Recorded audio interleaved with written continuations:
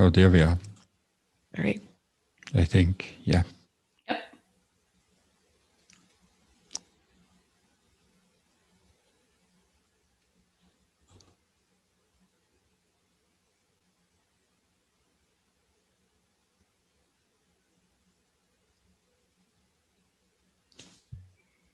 Okay, something is off. Seems to be one of those mornings. Yeah. Feels like it should be Friday. Okay, now we're ready. Hi, welcome. Welcome to another Catharsis Healing Talk. Life energy and healing is the theme, and Laura is going to get us started. Enjoy. Welcome, everybody. Welcome to another Catharsis Healing Talk. My name is Laura Ketty. I am a Catharsis shaman and a student of Catharsis. And today I'm with my amazing teachers who I've been studying with for nearly a decade.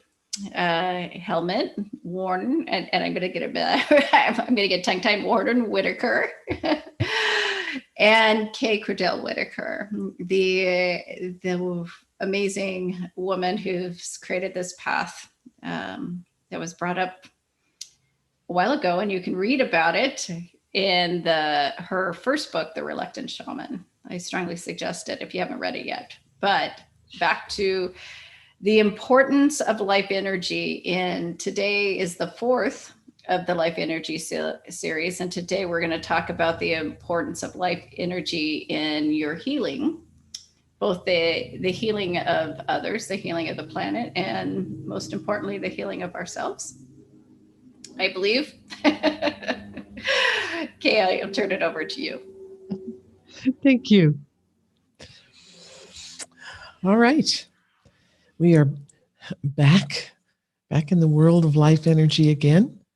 And this is they said, this is the fourth one. The first one was what is life energy? So we've talked about that. We've been, went through defining what it is. And the second one was the life energy in the field of awareness. And the third was the importance of life energy in the awakening journey. And now we get to what can you do with life energy? What's it used for? Why do people want to bother? And the biggest thing really is the healing that's accomplished with life energy. Like I mentioned in earlier episodes of this series, life energy follows our intent. It follows what you're thinking. It follows what you're focused on. And most importantly, it follows what's in your subconscious. What are you holding in your subconscious? What kind of beliefs? What kind of history? What's your personal history in this lifetime? Do you have trauma? Do you have, all kinds of different upsets? Do you have things you want to forget? Maybe things that your system has just helped you forget, even though you may have wanted to try to remember. All this kind of stuff is held in our subconscious. And everything that the society has programmed you with, all of those blind beliefs, those blindly taken on and held without any question, all these ideas and beliefs from others, from the culture. We've learned how to take those on since we were born. Don't question them.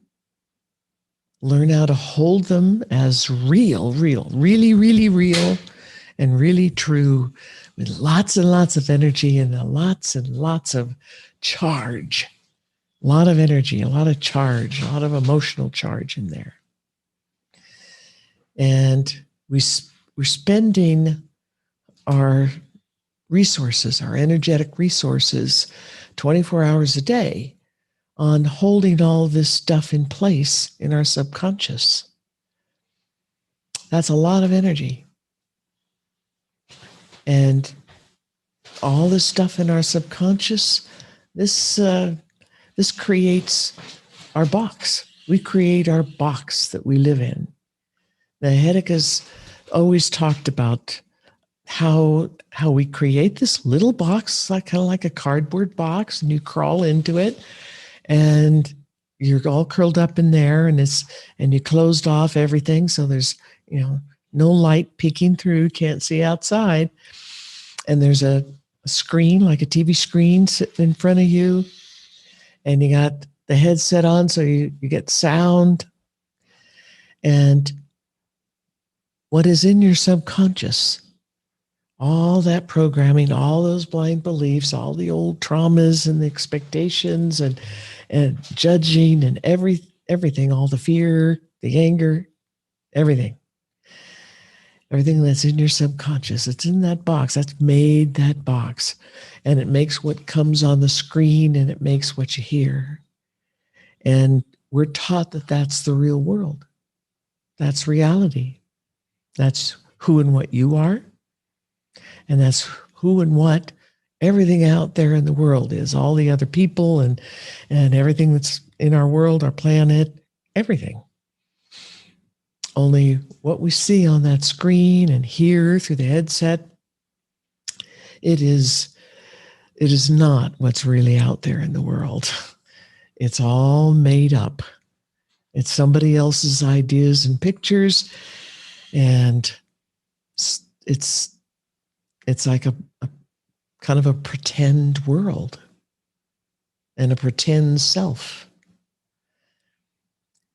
So we're looking through these very cluttered up lenses at ourselves and the world, everything in it, any kind of new ideas that come your way, something you're trying to learn or study, or it's all filtered through those lenses, through that machinery. And we're not really perceiving what's real out there. So it takes a lot of energy to keep that mechanism intact and working, and to keep you believing that that's real.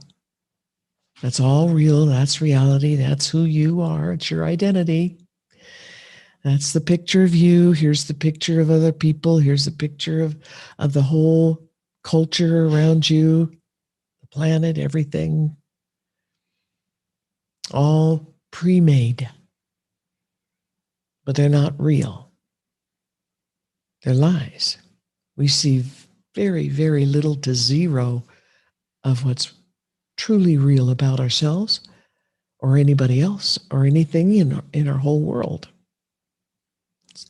So you could say we're living a lie, lots of lies, 24 hours a day, our whole lives, and we don't know the difference. We don't have a clue. It takes a lot of energy to do that. And that energy is our life energy.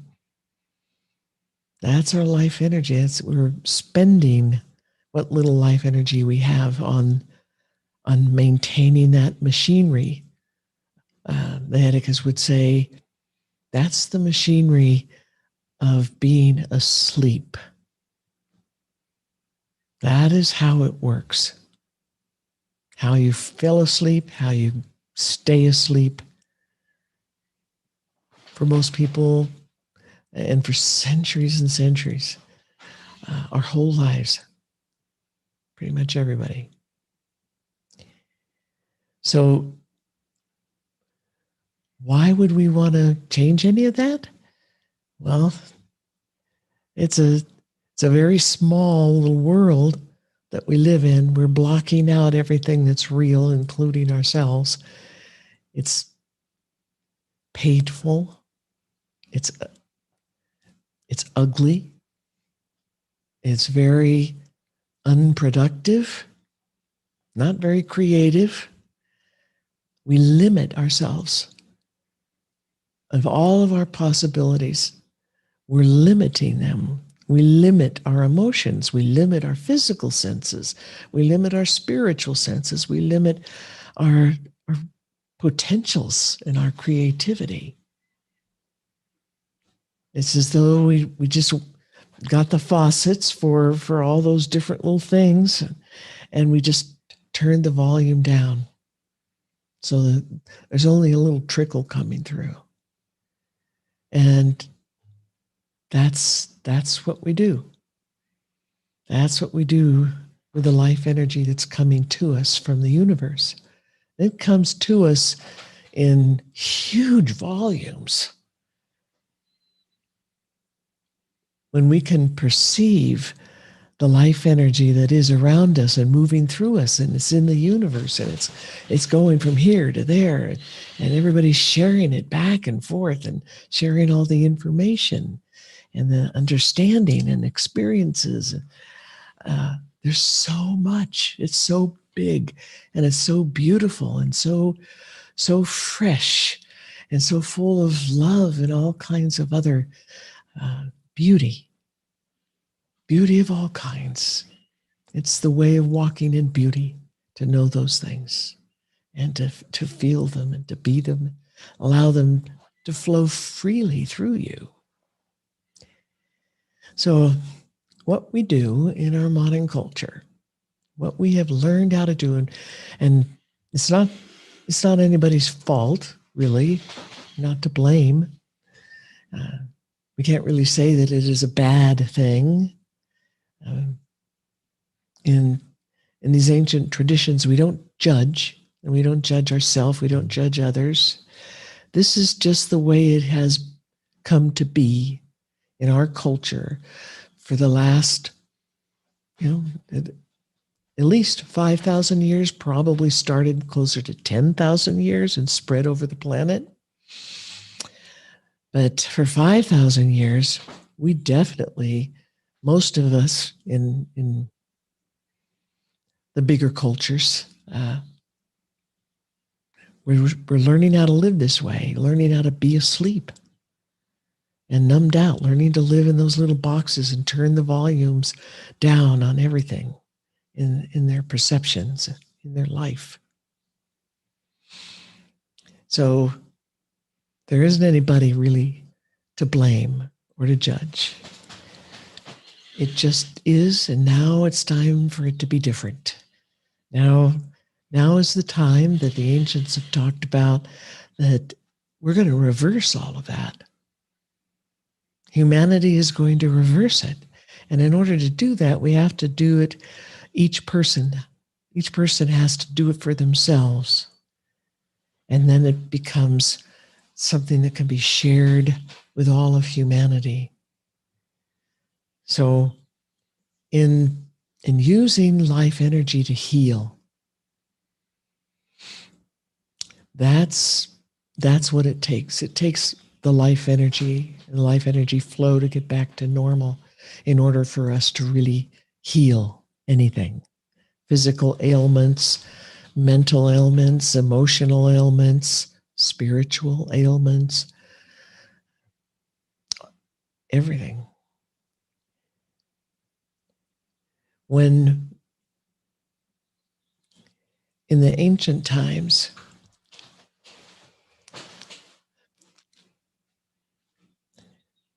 when people were going through puberty, they were taught these things about life energy and about the truth of themselves and the truth of the world, and not to get into a cultural box, not to be locked in, not to shut yourself down, but to learn about who you really are and what you are, and let that be your identity. Let that teach you, and allow that life energy to be full and free. So they start real early, And in reality, they're really starting before the puberty ceremonies. But those are the big ceremonies, big energy openings. But they're taught a different way of living. And now we're going to go back to that. We're going to learn how to do living, how to do being alive in a very different way, in this free and open and healthy and in touch with reality, in touch with ourselves, in touch with everything around us, very connected, freely, openly connected and sharing and loving. So for us now, this means if we're going to return to that way of living and have our life energy back, then we need some kind of ceremony. We need some kind of practice to interrupt all this plugging up that we've been doing. I talked a little bit before about the central channel energy that comes up through our spine, all the way up and out, and it goes down our legs and down through the feet, down into the earth, comes down the arms and the hands and out the fingers. All the chakras, the main chakras are on this like a tube that conducts this life energy. And there's three major ways we get life energy into our body. One is through the chakra below our feet from the earth, and the other is from the chakra above our heads, from the sun and the galaxy. And they're like rivers, huge, huge rivers of life and light and energy and all the things that life energy is and has, all the potentials and knowledge and healing abilities and consciousness. It's all there. And these rivers are flowing down and they're flowing up. And then there's the rivers that just flow everywhere, all around us, and they come to us, in us, and out of us, and in and out, in and out. So the ones we're going to work on the most when we're learning these things in our modern times, it's this main channel that's going up and down. What we've done in the modern culture in putting ourselves to sleep and in this little box, we've literally taken these big, huge channels, these tubes for energy, and we've squeezed them down as much as we can. We let a little bit trickle through, but it's not a whole lot. It's enough to keep us alive and keep us somewhat conscious in our very sleepy consciousness that the programming has created. It can only do that because these channels get squished down. There's a couple of places along the main channel that we squeeze the most. And the first one is down by the tailbone, in the base chakra, right next to the base chakra. It's so squeezed just below that base chakra. It's hardly letting anything through. Another one is just below the heart and in the throat.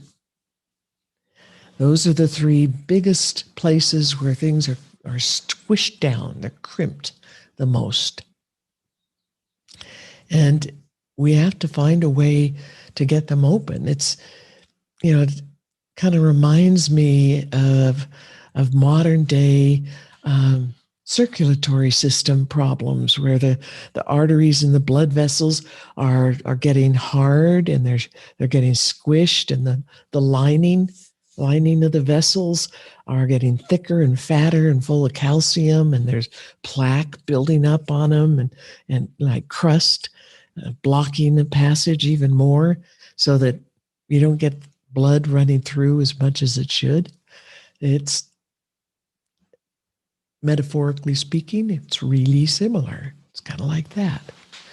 So in the Hedekas tradition, in the ancient Peruvian tradition, there's a ceremony. It's called the Dance of the Earth Fire Serpent. And in this ceremony, this is where we wake up the life energy. We return it. And we get the help of the Mother Earth to do this. Because when we try to do it all by ourselves, the only thing we know and understand from our culture is force. Force and pushing and demanding, trying to do power over on our poor little energy tubes, trying to force them to get widen up again, shake loose all the psychic junk that we have crusted all over them and squeezing them tight. And it really doesn't work very well. Probably for most people, it doesn't work at all. It could actually be a little dangerous. An example of this are some of the Eastern traditions, Kundalini yoga, and some of the other Kundalini practices. We're relying on our own focusing ability and what tiny little bit of life energy that we have going for us, our ability to continually focus without any distraction, because that's an important factor, and not getting other thoughts or beliefs in there. And we have in our stash of blind beliefs, we have lots of doubt, doubt that we can do it, doubt that it's possible at all to open these channels up all by ourselves. And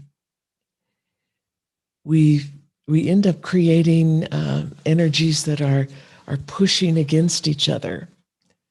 And in this forcing, sometimes we can kind of pop a channel open all of a sudden and let a huge amount of backed up life energy in, and it rushes through and goes to the next block on the line and builds up. And it could be a huge amount of energy building up in there. And it doesn't have the instructions of what to do while it's in there. It needs to have instructions to clean out everything gently and to gently start to open the channels. So it's doing all of this by force and we're countering it at the same time. We're spending our energy on shutting the channel down and opening it up. So we make a war. Wars never work. Fighting and wars, they are never successful at anything. So what could happen, doesn't happen in all people, obviously, but in some. Somebody with a weak heart, they got a bad heart problem. They get the energy that's bursting up suddenly, and it's backed up, so it's like a huge pocket of life energy, and it shoots up and it hits the area just below the heart. Maybe it's in the heart itself, in that chakra, where it's really tight and really crimped and congested, and it can't get through. It can't open it up. So there's all this pressure that gets pushed into the heart chakra and ends up overflowing into the physical heart, and they could have a bad cardiovascular event, depending on what their conditions are. So the ancient predynastic Egyptians, the Peruvians, they don't like that methodology at all. And they have used for who knows how many millennia, because it comes from way back from Atlantis and Lemuria, and the practice was taught to them from people from the stars, from different star systems, the Pleiadians, the Sirians. And this is asking Mother Earth, who is much older, much bigger, much wiser than we are as humans. Without any programming, she sees a big picture, a really, really, really big picture of who we are, what this life energy is, what our health problems are, how we have psychically created this blockage and all the baggage and garbage that's hanging on to that energy system, blocking chakras, blocking channels. She sees it all, and she knows exactly what to do because she's in a position to perceive things much bigger, much clearer than we are. So we ask our Mother Earth to help us, and ask her in this ceremony to send her life energy up and through the channel and to heal it. So life energy follows intent. And when we start this ceremony, we're pretty much asleep. Most of us pretty asleep and pretty clogged up. And we don't have the ability to keep our subconscious disbelief and fear and anger and resentment and ideas that we shouldn't be doing this. We have to keep everything shut down, because we have all those beliefs, those with strong, strong feelings and emotions, and they color and instruct the life energy that we are connecting to by ourselves. So that's why we're not usually successful in other traditions, or maybe, like they often say in those traditions, it could take a lifetime to open that channel up, or maybe several lifetimes in the way that they think, their belief pattern. So in the predynastic Egyptian, the ancient Peruvians, doesn't take a lifetime. It doesn't even have to take, all that long. You can get it opened up, get it started, get it cleaned up in such a way that it cannot close again. Because that's the thing that is so problematic with these other methodologies. They can cause all kinds of problems, mental, emotional, physical, spiritual, because there's so much of it, and it's not being controlled and directed in the ways that it really needs to be to guard your health. So when the Mother Earth sends that life energy up, she's cleaning everything nice and slowly and easefully, and sending it through that doorway that we always ask for from the Mother Earth to a world that is the heaven for all of this stuff, all the stuff and junk. So it wins. It goes to a place that it belongs and is like heaven. And we win because we don't have the baggage anymore. And she wins because she's helping somebody truly wake up and become healed, which is going to help all kinds of other people heal, and things on the planet heal, and all of humanity heal. So it's a very big win-win-win.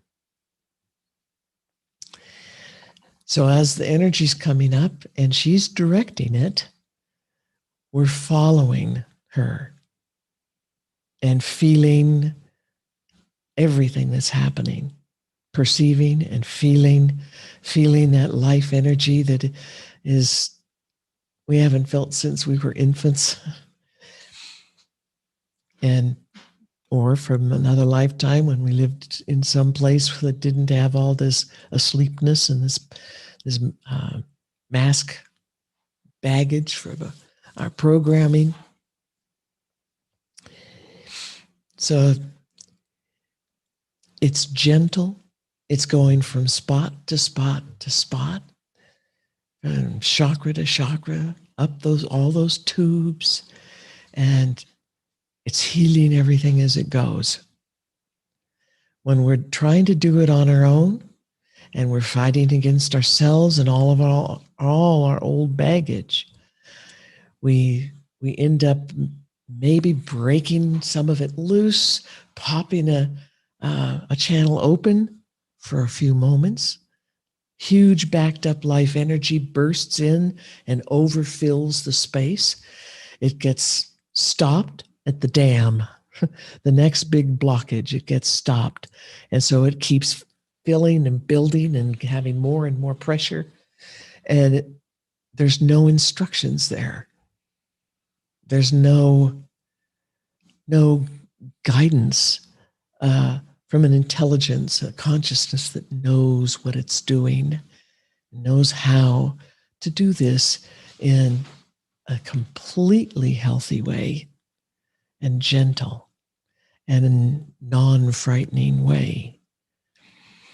So it goes all the way through us, up and down, and out the arms and the palms and the fingers and your feet, everything, all the little tiny meridian lines, all the energy lines that are all over, and all those little points, they're all getting flooded gently, easefully, being opened and cleaned all over your body, all at once in a very balanced way. So what we end up feeling is a lot of energy, but it's in a very good way, very, very healing. There's a feeling of incredible balance, a feeling of deep, deep connected communication with the Mother Earth, because that's what's required for this to happen. You have this bonding, this, I guess the best way to say it is a kind of love affair with the Mother Earth, falling in love, a partnership, a life for the rest of your life. So when this is done, the energy channel is opened as far as is healthy for you. And it might be, like about a quarter of an inch in diameter. That's kind of average. Could be a little smaller, but it cannot be shut down again. No matter what kind of programming you have or how strong it is, the channel cannot be shut down again, because the energy is flowing at its full capacity through whatever diameter channel you have. It's flowing up and flowing down. Rivers, huge rivers of life, light, and fire. And you can't pile on the junk the way you did before. You can't crimp it down. You can't crust up the inside of the channel or pack up the chakras with psychic garbage to try to shut them down. You just can't do it like you did before. So it'll never shut down in this lifetime like it was. You can ignore it and try to keep it from growing. But if you choose to pay attention to it and choose to use it, then that life energy is going to follow your intent. And if you're studying the spiritual traditions, you're going to be learning how to wake up, how to change the way you think and the way you feel, and learning how to get back in your own driver's seat and stay there and keep it there.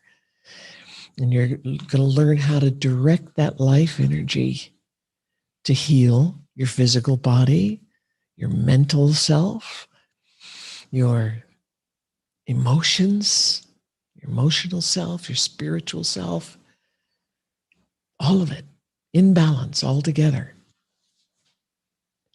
Waking up, one step at a time, not trying to go too fast, not trying to hold yourself back, but one step at a time.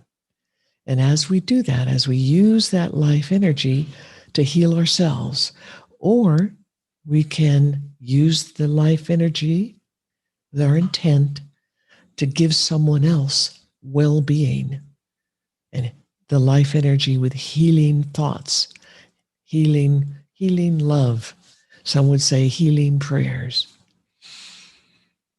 And we do that. We share our life energy with everybody around us all the time, whether we know it or not. But we can learn how to do it purposefully and in a good way, in a healing way.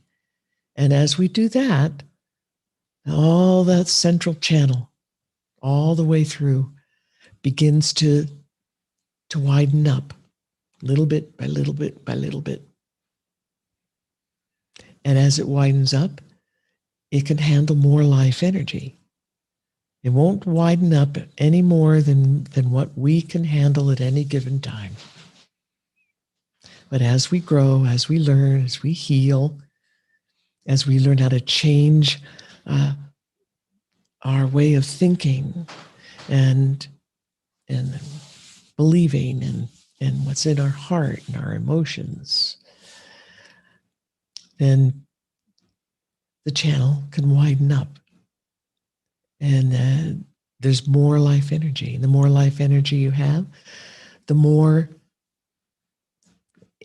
fantastic and interesting things you could do. And the better all the healings on yourself and on others.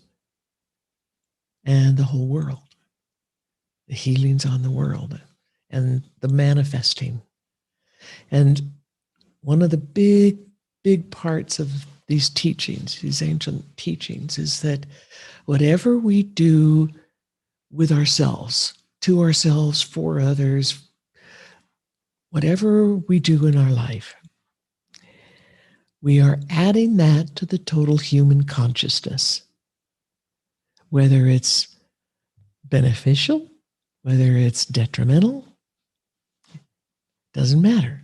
It's the nature of things that everything we think, everything we feel, everything we intend, everything we believe, everything that we are practicing and trying to do in terms of our spiritual growth and waking up, or it could be to try to stay asleep and do asleep things and judgments and all the nasty bad things. Whatever it is we do, we're adding it to the total human consciousness, and it affects all of humanity, which affects everything on this planet and the planet herself. And it affects beyond that. What we do on this planet, to ourselves, to the planet, to everything that's on the planet, it is affecting the life that is on other planets. In our solar system, in our galaxy, in all the other galaxies in our universe, we affect everything. Everything is alive, everything is conscious, everything is connected. And because everything is connected, we are affecting everything. Everything else out there is affecting us. So as we wake up, as we grow, as we learn how to love more, as we learn how to understand what beauty is and walk in beauty more and more, we're informing we're changing everybody on this planet. We're affecting the whole human consciousness and everything that's on and about and in this planet and beyond. So that's what life energy is, and that's how important it is. It's important to help us wake up, to heal on all levels, and help others heal, help humanity as a whole heal and wake up, so that we can do things that need to be done to heal the planet and change the culture. We have to build a whole new world, because this old world built on the old culture has died, and it's in its last throes.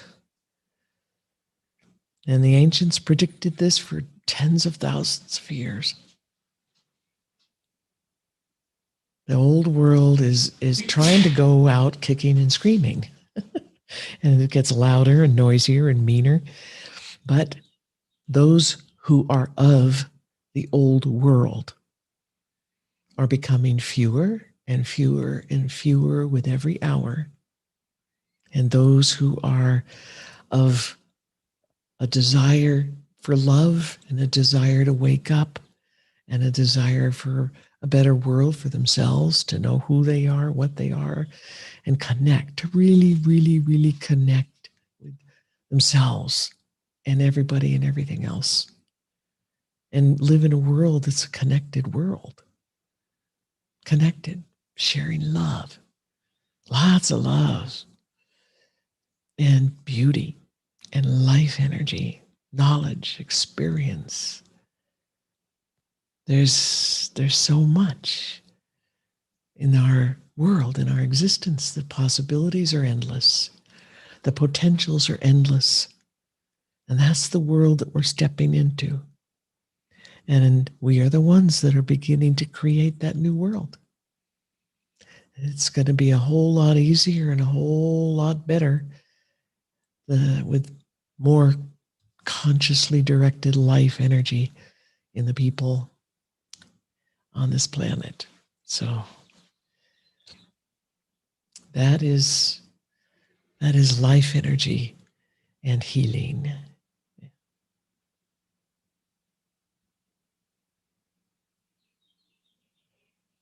Nice. Thank you. Thank you, Kate. Beautiful. That was wonderful.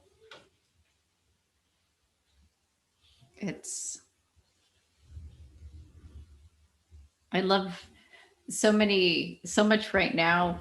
People it's really, they're talking about self-time, self-healing, taking care of self, really a lot more than, I experienced. It was super mom when I was of a mom age. And now it's, you got to take care of yourself to take care of the others. But it's more, I see a lot of people using it more to go do spa days and pedicures, which are fabulous. And I'm great at, and thrilled they're doing that too. It's like you do need to enjoy yourself a little bit that way too. But I think how you talked about it, the true understanding of healing, really healing yourself, it is the way to heal everything else. As we look at Earth Day a few weeks ago, and people think just physically cleaning up all the linear garbage on the planet is so important. But, what we can really do to heal the planet is heal ourselves. If you really want to heal your children, you're saying, look here. If you want to make a better planet, it's really easier to focus on other people. growing up, I was told to do that. Take care of others first. And the airplanes talk about it. Put your oxygen mask on first, or you're not good to anybody. What I hear you're saying is it's the same thing with life energy. It is. Yeah. There's a Hindu saying about you can't save a drowning person if you don't know how to swim yourself. So it's true. You have to, it has to start within each individual. Each individual has to start taking that responsibility for themselves to find out who they are and find this life energy and start the healing, start the things that you need in order to change the way we learned how to think. We learned how to think on automatic pilot and think with things that are very destructive, like condemning and judging everybody, everything that we come across. Literally. Condemning with black darts. Damano used to joke about how our culture literally condemns everything that we come across, including the toilet paper brands on the toilet paper aisle in the grocery store. If it's not the one that you like or the one that you want, you condemn it and you throw black darts at it and you talk bad about it, and it's evil and it's bad and it's totally unnecessary. We need to learn how to assess and discern and be realistic about what we're observing, whether it's going to be effective or useful or healthy, but we don't have to condemn it. We don't have to throw bad energy and darts at it and talk about it as though it were some sort of evil, because that's the way we're taught when we grow up. That's the programming. That's the automatic pilot programming of how to think and how to emotionally feel about things with big charge, big energy, emotional charge, to judge and condemn. And we have to learn how to stop that, among a number of other mental and emotional habits that we have learned, that we've got set up to go on automatic pilot at the drop of a hat. And we have to learn what that machinery is inside of ourselves and really feel it, perceive it, and unplug it and let it go. One of the nasty things about this programming is that it's addictive. We are addicted to it. So it could be hard to let it go. And that makes it tricky. But we still have to let it go. It's like sugar. Sugar addiction is just a physical manifestation of this mental, emotional, spiritual addiction that we have. And we don't easily let it go. We're really addicted to it. It's a very addictive substance, but it's really destructive to us too. Very, very destructive. And it's even more addictive than many other substances. Tobacco, heroin, cocaine. The addiction we have to that inner habit. It's our biggest addiction as a species. And we help each other stay addicted to it. We police each other to stay addicted to it and keep it going and stay asleep.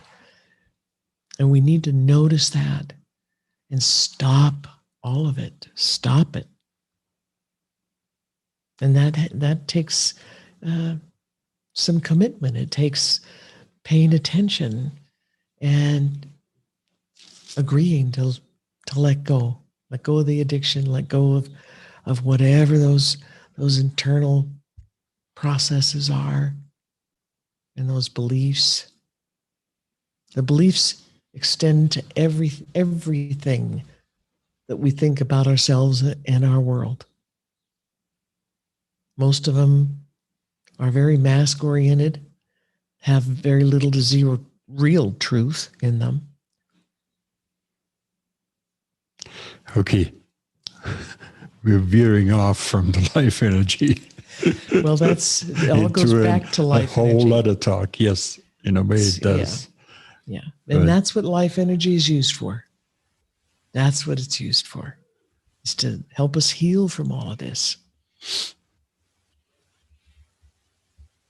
among many other things. Yeah. Many uses for life energy. We only touched the surface. Thank you. If you want to experience all the good stuff that Kate talked about and be part of the adventure, we have a course and a live ceremony coming up. The course is going already. You can join that and start the work.